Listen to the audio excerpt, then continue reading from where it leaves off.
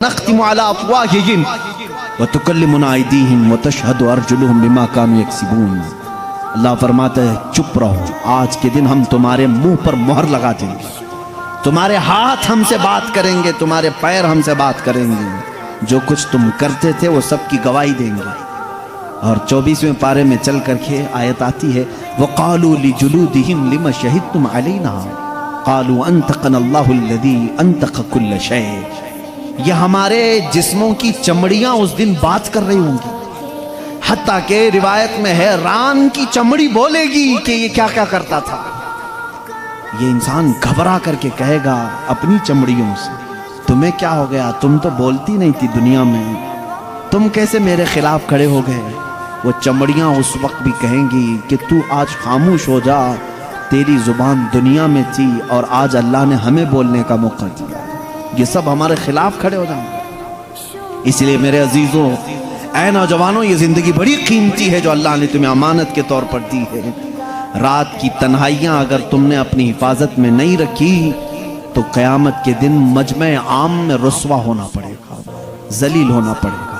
اس وقت ہمارے اعمال کھولے جائیں گے جب ہمارے ماں باپ بھی سامنے ہوں گے، ہمارے بچے بھی ہمارے سامنے ہوں گے، ہماری بیویاں بھی ہوں گی، بلکہ حد تو یہ ہے کہ محمد عربی صلی اللہ علیہ وسلم سامنے ہوں گے، صحابہ ہوں گے، اولیاء ہوں گے، سب کے سامنے کہا جائے گا کہ تیری ساری تنہائیاں بتا تو نے کیا کیا کیا ہے۔ لیکن ایک بات یاد رکھو، وہ مولا کریم ہے، 1000 گناہ ہو جائیں لیکن اس کا ایک وعدہ ہے، کبھی کبھار کچھ ایسے لوگ بھی آئیں گے انہوں نے گناہ تو بہت کیے تھے لیکن جب انہیں کسی نے دنیا میں اللہ کا خوف دلایا تو رات کی تنہائی میں وہ ڈر کر کے رونے لگے اور کہنے لگے اے بار الہا، میرے نفس نے مجھے بہکایا، میں شرارت میں آ گیا اور میں غلط کام اپنے ہاتھوں سے کر لیا، لیکن اے الہ العالمین تو ارحم الراحمین ہے اور میں اخطأ الخاطئین ہوں، میں سب سے زیادہ خطا کرنے والا اور تو سب سے زیادہ رحم کرنے والا۔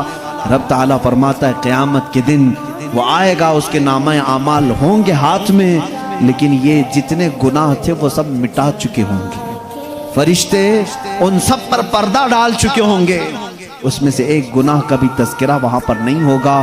کاش ہماری زندگی میں بھی ایسا ہو جائے، کاش ہماری زندگی میں ایسا ہو جائے۔ خطائیں ہوئی ہیں لیکن توبہ کر لو، میرا مولا وعدہ کرتا ہے کہ ہم سب کو چھپا دیں گے۔ یمحو اللہ ما یشاء ویثبت ما عنده ویثبت ما یشاء، اللہ جسے چاہے گا مٹا دے گا اور جتنا چاہے گا باقی رکھے گا۔ وعنده ام الکتاب، ساری کتاب کا اصل اسی کے پاس ہے، وہ جس کے گناہ چاہے گا مٹا دے گا۔ بات یہاں پر حیا کی آئی، اس لیے مجھے عرض کرنا پڑا، اے میرے نوجوانوں، اپنی بچیوں کو، اپنی بہنوں کو، اپنی ماؤں کو، اپنی بیویوں کو یہ تمیز سکھاؤ۔ قیامت کے دن ایک بندہ اس لیے جہنم میں جا رہا ہوگا، میرے آقا فرماتے ہیں دیوس جہنم میں جائے گا۔ پوچھا جا گیا یہ کون ہے دیوس؟ کہا گیا جس کی عورت بے پردہ باہر نکلتی تھی، اسے دوزخ میں ڈالا جا رہا تھا۔ تو سوچو کہ اس عورت پر کیا عذاب ہے، تمہارے اوپر تمہاری عورتوں کا بھی حق ہے، تم نے کیوں اس کو پردے میں نہیں رکھا، تم نے اس کو حیادار کیوں نہیں بنایا؟ اپنی بچیوں کی صحیح تربیت کرو، اپنی بہنوں کی صحیح تربیت کرو۔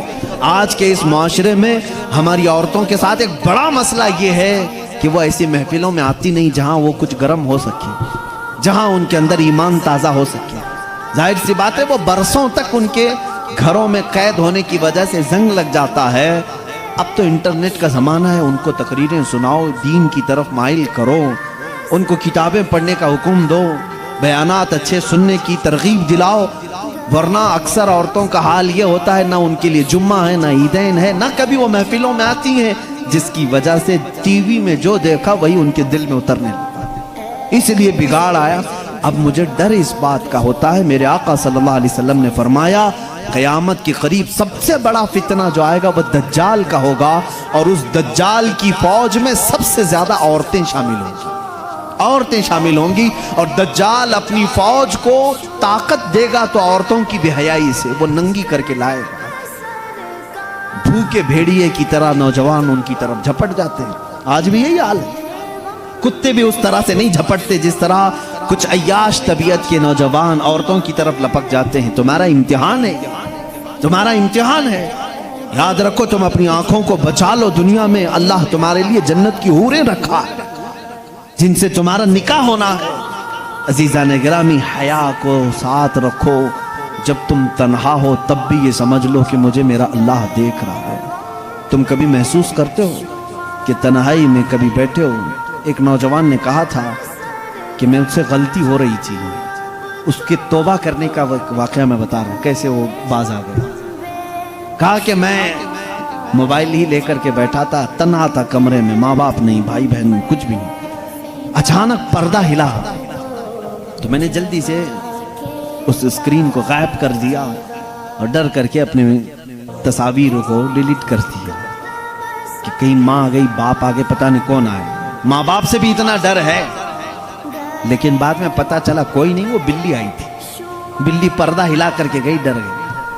اسی رات اس کے توبہ کا یہ واقعہ مجھے ملا۔ اس نے کہا ایک بلی کے صرف پردہ ہلنے سے میں اتنا ڈر جاتا ہوں کہ چھپا لیتا ہوں، اور جو مولا یہ کہہ رہا ہے اللہ لا الہ الا هو الحی القیوم لا تأخذہ سنۃ ولا نوم، وہ اللہ ہے جس کے سوا کوئی معبود نہیں، جو ہمیشہ سے زندہ ہے اور ہمیشہ رہنے والا ہے، اسے ایک آن کے لیے بھی نیند نہیں آتی، نہ اونگ آتی، وہ ہمہ وقت تمہیں دیکھ رہا ہے۔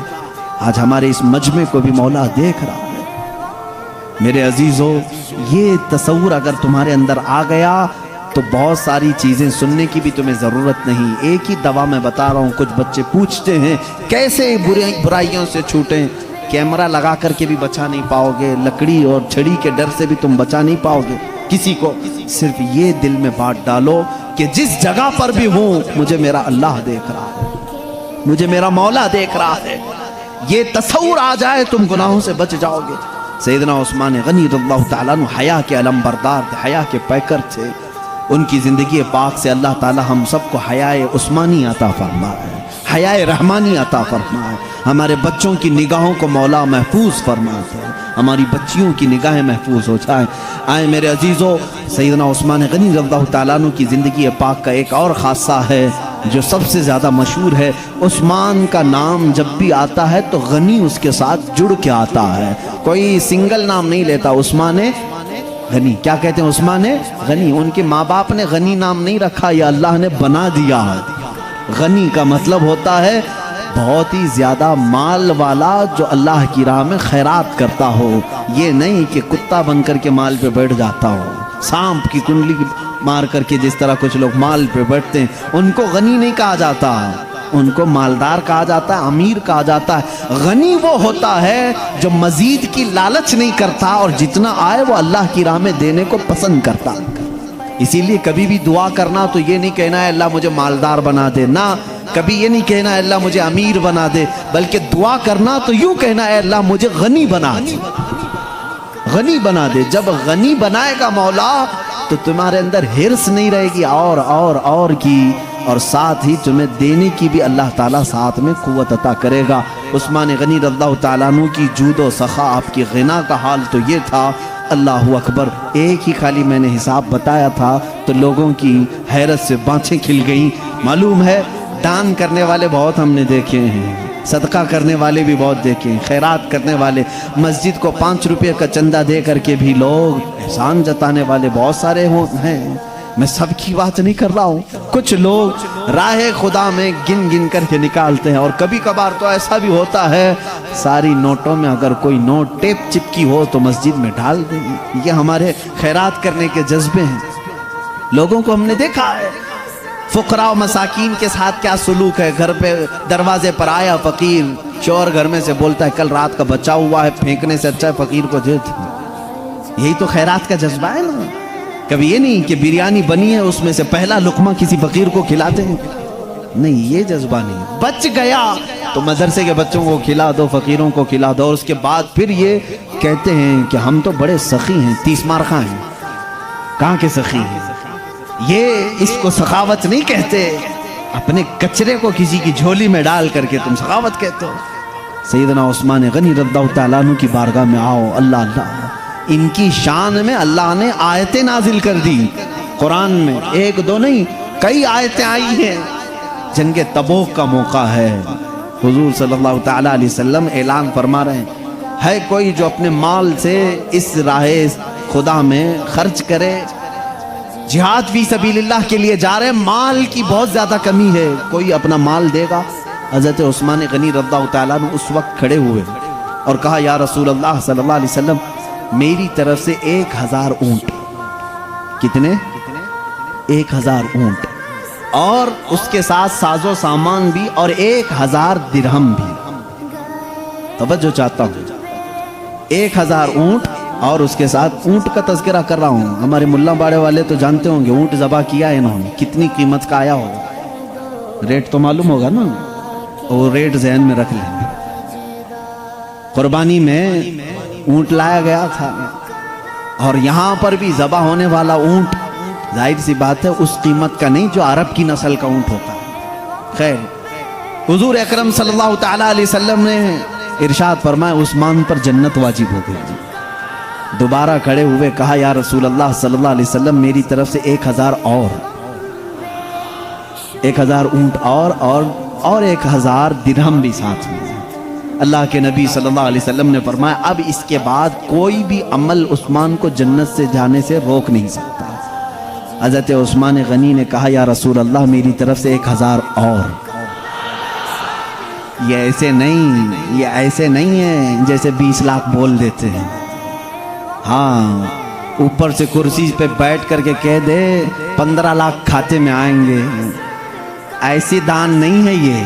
तवज्जो चाहता हूँ, वो ऐसा दान नहीं। 20 लाख करोड़ कोरोना के ज़माने में सब पूरे इंडियन कहाँ है भाई, पता ही नहीं। ये सिर्फ वैसी ही है, कानों को खुश करने की बात है। तुम खुश होते हो ना इस बात से, ठीक है, खुश होते रहो।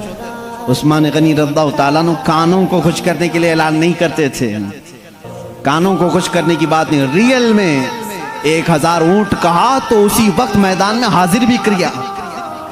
3000 ऊंट लेकर के आए। कैलकुलेशन करके कल मुझे बताना, इस जमाने में अभी ऊंट की कीमत 1 लाख के ऊपर है, और उस वक्त हज़रत उस्मान गनी रज़ियल्लाहु ताला अन्हु जो ऊंट राहे खुदा में दिए थे, वो अरब के सबसे कीमती ऊंट थे। उनकी कीमत अगर आज की कीमत के हिसाब से ही हम मान लें, 1 लाख का अगर एक ऊंट आता है तो 3000 ऊंटों की कीमत क्या बनती है? 3000 ऊंटों की कीमत क्या बनी होगी? कभी आपने सोचा? 1 लाख एक ऊंट का भी हो, कल कैलकुलेशन करना, थक जाएगा तुम्हारा कैलकुलेटर। और इतना ही नहीं, 1000 दिरहम जो उस जमाने में थे, आज के दिरहम जो यूएई का दिरहम है उसको नहीं कैलकुलेट करना। ये दिरहम नाम है, ये नोट है, ये कागज का टुकड़ा है। उस जमाने में जो दिरहम होता था वो चांदी का सिक्का होता था, चांदी का टुकड़ा। तो बाज लोगों ने उसका वजन देख करके इस जमाने की वैल्यू निकाली। 1000 दिरहम की कीमत कितनी होती होगी, वैल्यू कितनी होगी? तो लोगों ने कैलकुलेशन करके बताया 1 अरब 16 करोड़। अल्लाह अकबर, 1 अरब 16 करोड़। लाओ कोई दूसरा दिखा करके दिखाओ जो अल्लाह की राह में इतना दे सकता हो। मियाँ, हमारे जमाने की भी बड़े से बड़े मालदार हमने देखे, बड़े से बड़े मालदार देखे। कयामत आ जाएगी लेकिन उस्मान गनी की सखावत की मिसाल नहीं मिल सकेगी। हद तो ये है, ये हिसाब मैंने कभी बताया नहीं था इससे पहले, सोचते रह जाएंगे लोग। और उन बखीलों के लिए इसमें बड़ी इबरत है जो अपने माल पर सांप की तरह बैठे हुए हैं, खुद खा भी नहीं सकते। वो उस कुत्ते की तरह है जो चारे पे बैठ जाता है। चारे पे बैठा हुआ कुत्ता बैल को खाने भी नहीं देता और खुद चारा खाता भी नहीं। ऐसे बखील ना बनो, क़यामत के दिन ये सारी चीजें तौक बना करके तुम्हारे गले में डाल दी जाएंगी। 10वें पारे की आयत है, अल्लाह ताला फरमाता है, वल्लज़ीन यकनिज़ून अज़्ज़हब वल-फ़िद्दत वला युनफ़िक़ूना फ़ी सबीलिल्लाहि फ़बश्शिरहुम बिअज़ाबिन अलीम। ऐ रसूल, जो लोग सोना और चांदी जमा करके बैठ जाते हैं और उसको राह खुदा में नहीं निकालते, आप उनको बशारत दे दें दर्दनाक अजाब की। यौम युहमा अलैहा फ़ी नारी जहन्नम फ़तुक्वा बिहा जिबाहुहुम व जुनूबुहुम व दूरुहुम। अल्लाह फरमाता, उस दिन तपाए जाएंगे उनकी पेशानियाँ, उनकी पीठ को और उनके सामने वाले हिस्से को अल्लाह ताला आग से, जहन्नम की आग से उन्हें दागा जाएगा, दागने का हुक्म दिया जाएगा। ऐ मेरे अजीजों, माल अगर तुम्हारे पास आए तो उसमें से कुछ हिस्सा अल्लाह की राह में जरूर निकालो। कम से कम इतना तो सोचो कि ज़कात साल में एक बार, वो भी 2.5%। 2.5% निकालने का अल्लाह ने हुक्म दिया, 97.5 तुम अपने पास रखो, सिर्फ 2.5% अल्लाह की राह में दो। इस पर भी कुछ लोग आई काई करते रहते हैं, ज़कात के लिए हीले बहाने करते रहते हैं। अरे मेरे ऊपर साल नहीं गुजरा, मेरे ऊपर कर्जा आया है। मैं समझता हूँ तकरीबन आज का हर फर्द ज़कात देने के काबिल होगा, हर फर्द। मसला पूछते ही नहीं कोई ज़कात का मसला कम पूछते हैं लोग, सिर्फ इमाम साहब के लिए पूछने ज़रूर आते हैं, इमाम साहब की दाढ़ी ऐसी है, क्या मसला है इसका।